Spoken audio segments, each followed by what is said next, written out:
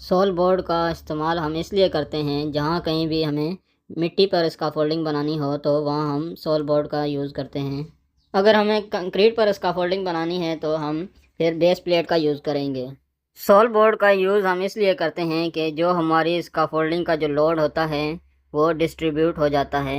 अब जैसा कि आप देख रहे हैं कि हम ये स्काफोल्डिंग बना रहे हैं, तो हमने इस स्काफोल्डिंग के जो पोस्ट खड़े किए हुए हैं उसके नीचे हमने सॉल बोर्ड रखे हैं। अगर हम सॉल बोर्ड नहीं यूज़ करेंगे, जैसा कि आप देख रहे हैं हमने पोस्ट खड़े किए हुए हैं, पोस्ट के नीचे सॉल बोर्ड रखा है, और सॉल बोर्ड हम नहीं रखेंगे तो ये हमारे पोस्ट मिट्टी में धंस सकते हैं और अब लेवल आउट हो जाएगा तो हमारी स्काफोल्डिंग गिर जाएगी।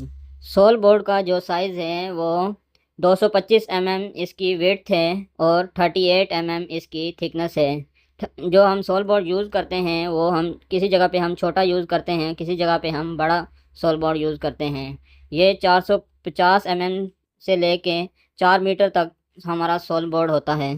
सॉल बोर्ड की जो कैपेसिटी है वो लाइट ड्यूटी स्काफोल्डिंग पर 25 पाउंड पर स्क्वायर फुट, और जो मीडियम ड्यूटी स्काफोल्डिंग पर वो है कैपेसिटी 50 पाउंड्स पर स्क्वायर फुट, और जो हैवी ड्यूटी स्काफोल्डिंग पर वो है 75 पाउंड्स पर स्क्वायर फुट।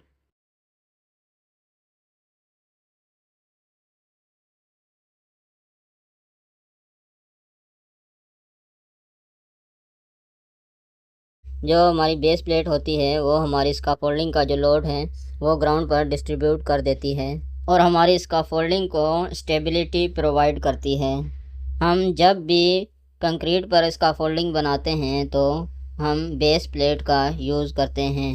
अगर हमने मिट्टी पर स्काफोल्डिंग बनानी है तो उसके लिए हम सॉल बोर्ड का इस्तेमाल करेंगे।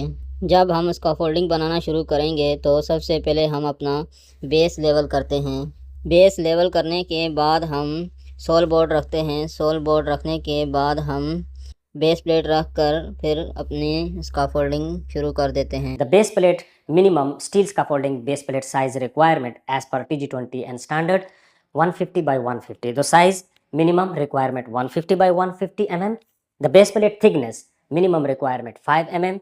The base plate shrink requirement minimum 50 mm.